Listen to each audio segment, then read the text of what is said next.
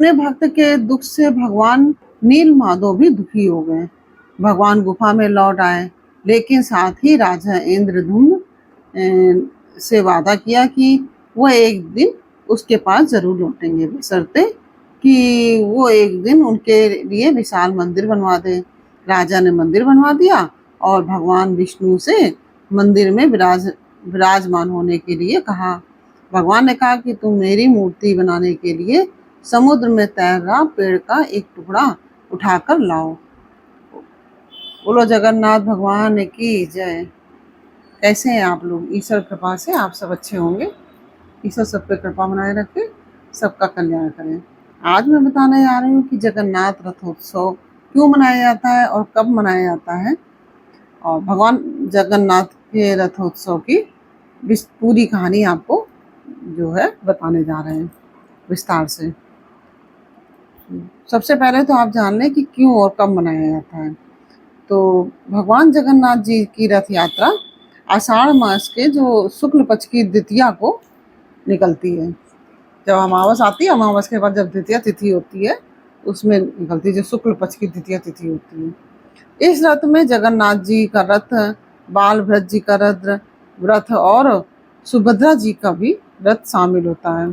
सुभद्रा जी भगवान जगन्नाथ की बहन है और बालभद्र जी उनके भाई हैं। ये तो आप सभी लोग जानते होंगे। जगन्नाथ जी का रथ सबसे ऊंचा और उससे कम ऊंचा होता है बालभद्र जी का रथ। जो जगन्नाथ भगवान का रथ होता है वह सबसे ऊंचा होता है और बालभद्र जी का उससे कम नीचा होता है। और जो बालभद्र जी के रथ से भी जो कम ऊंचा जो होता है वह सुभद्रा जी का रथ होता है। मतलब सबसे ऊंचा जगन्नाथ जी का रथ, उससे कम ऊंचा बालभद्र जी का रथ, और उससे कम ऊंचा सुभद्रा जी का रथ होता है। जगन्नाथ जी की रथ यात्रा में 16 पहिए और बालभद्र जी की जो रथ यात्रा होती है रथ में, उनके रथ में 12 पहिए होते हैं। भगवान जगन्नाथ के में 16 पहिए होते हैं और बालभद्र के रथ में 12 पहिए होते हैं और सुभद्रा जी के रथ में भी 12 ही पहिए होते हैं। प्रतिवर्ष ये रथ नए बनाए जाते हैं, पुराने रथों का प्रयोग नहीं किया जाता है। इन रथों को मनुष्यों के द्वारा खींचा जाता है। रथ यात्रा के लिए इस मंदिर की जो मूर्तियाँ होती हैं साल में एक बार बाहर निकाली जाती हैं और इसीलिए मनाया जाता है। उसकी पूरी कहानी मैं आपको कथा बताने जा रही हूँ। कहानी पूरी आप विस्तार से सुन लीजिए। तो ये कब और क्यों मनाया जाता है और कैसे मनाया जाता है, ये मैं आपको सब बता रही हूँ। मालवा में एक राजा था जिनके पिता का नाम भारत और माता का नाम सुमति था। राजा इंद्रयुम्न जो थे उनको सपने में जगन्नाथ जी के दर्शन हुए थे। कई ग्रंथों में राजा इंद्रयुम्न ने कई यज्ञ करवाए और कई सरोवर भी बनवाए हैं, ऐसा कई ग्रंथों में उल्लेख मिलता है। राजा को भगवान विष्णु ने उनको दर्शन दिए और कहा कि नीलांचल पर्वत की गुफा में मेरी एक मूर्ति है, उसे नीलमाधव कहते हैं, और तुम एक मंदिर बनवाकर उसमें मेरी यह जो मूर्ति है उसको स्थापित कर दो। तो राजा ने अपने सेवकों को नीलांचल पर्वत की खोज के लिए भेज दिया और उसमें एक विद्यापति नाम का ब्राह्मण था। उन्हीं लोगों में एक विद्यापति नाम का ब्राह्मण था।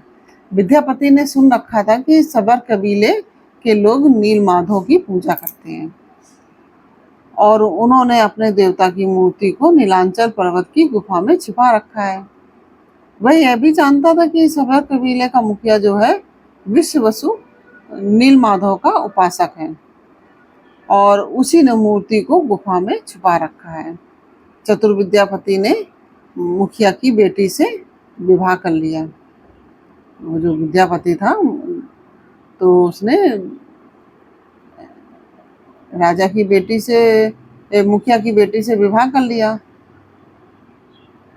आखिर में वह अपनी पत्नी के जरिए नीलमाधव की गुफा तक पहुंचने में सफल हो गया, क्योंकि ऐसे तो वहां पहुंच नहीं सकता तो गुफा में।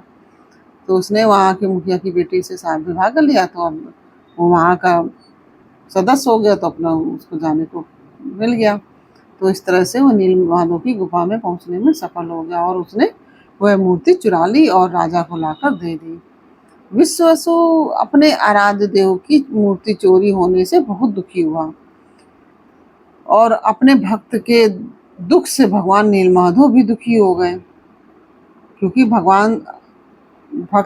अगर भक्त दुखी है तो भगवान पहले दुखी हो जाते हैं। भगवान कभी भी अपने भक्तों को दुख नहीं पहुंचाते हैं और अपने भक्तों को दुखी देख नहीं सकते हैं। भगवान गुफा में लौट आए इसलिए, लेकिन साथ ही राजा इंद्रयुम्न से वादा किया कि वो एक दिन उनके पास जरूर लौटेंगे, बशर्ते कि वो एक दिन उनके लिए विशाल मंदिर बनवा दें। राजा ने मंदिर बनवा दिया और भगवान विष्णु से मंदिर में विराजमान होने के लिए कहा।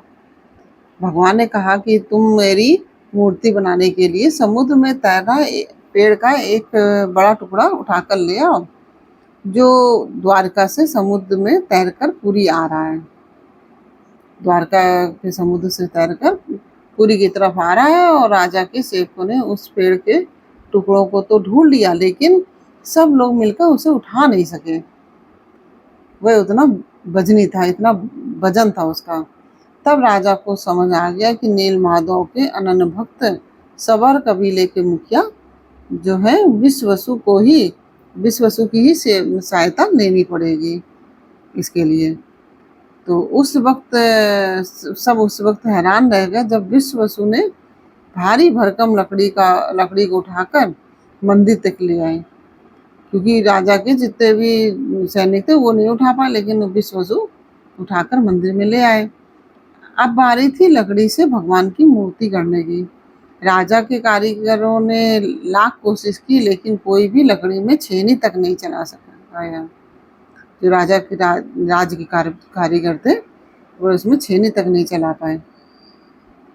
तब तीनों लोग के कुशल कारीगर भगवान विश्वकर्मा एक बूढ़े व्यक्ति का रूप धरकर आए और उन्होंने राजा से कहा कि वे नील माधव की मूर्ति बना सकते हैं, लेकिन साथ में उन्होंने एक शर्त भी रख दी कि 21 दिन में मूर्ति बनाएंगे और अकेले बनाएंगे, कोई उनको बनाते हुए नहीं देख सकता। उनकी शर्त मान ली गई। लोगों को आरी छेनी हथौड़ी की आवाजें आती रही। राजा इंद्रधुम्न की रानी गुंडीचा जो है अपने को रोक नहीं पाई। वह दरवाजे के पास गई तो उसे कोई आवाज नहीं सुनाई दी और वह घबरा गई। उसे लगा बूढ़ा कारीगर लगता मर गया है। उसने राजा को इसकी सूचना दी। अंदर से कोई आवाज नहीं आ रही है तो राजा ने दरवाजा खोलने का आदेश दिया कि दरवाजे को खोल दो। जैसे ही कमरा खोला गया तो बूढ़ा व्यक्ति गायब हो गया और 3 अधूरी मूर्तियां पड़ी मिली वहीं पर जहाँ वो बना रहा था, क्योंकि उसने शर्त रखी थी ना कि कोई नहीं आएगा। भगवान नील माधव और उनके छोटे भाई के छोटे हाथ बंधे। भगवान नील माधव के और उनके छोटे भाई के छोटे हाथ बने थे और लेकिन उनकी टांगे नहीं बनी गई, जबकि सुभद्रा के हाथ पांव बनाए ही नहीं गए थे। सुभद्रा देवी के हाथ और पैर नहीं बनाए गए थे। भगवान की इच्छा मानकर इन्हीं अधूरी मूर्तियों को स्थापित कर दिया गया। तब से लेकर आज तक तीनों भाई बहन इसी रूप में विद्यमान है। जैसी मूर्ति बन गई थी उसी प्रकार से ही आज भी मूर्ति विद्यमान है वहां पे मंदिर में। रथ यात्रा के दौरान भगवान जगन्नाथ, भगवान बलभद्र जी और देवी सुभद्रा अपने घर यानी कि जगन्नाथ मंदिर से रथ में बैठकर गुंडीचा मंदिर जाते हैं।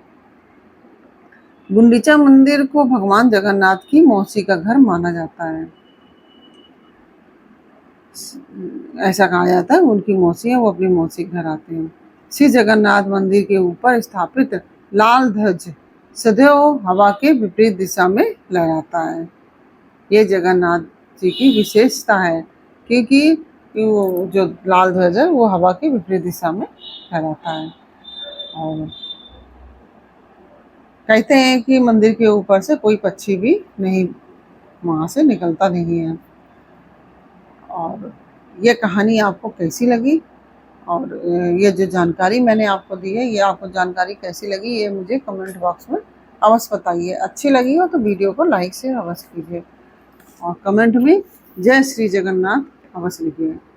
आप लोग अगर जगन्नाथ जी की पूजा करते हैं या जगन्नाथ जी को मानते हैं तो कमेंट में जय जगन्नाथ अवश्य लिखेंगे। जो जो जगन्नाथ जय जगन्नाथ जी लिखेगा उसके सभी भंडारे प्रभु तुरंत भर देंगे। ये जगन्नाथ जी की कृपा है। जगन्नाथ जी के जहाँ भी चावल जो होते हैं उनके वहाँ से मंदिर से लाए जाते हैं। आप कहीं भी कोई अनुष्ठान कर रहे हैं उसमें एक दाना चावल का डाल दें तो आपके खाने पे भोजन की कभी कमी नहीं होगी, प्रसाद कभी कम नहीं होगा। तो जो भी लोग जयकारा लिखें भगवान उनके सभी भंडारे भरें। भगवान से यही कामना। बोलो जगन्नाथ भगवान की जय।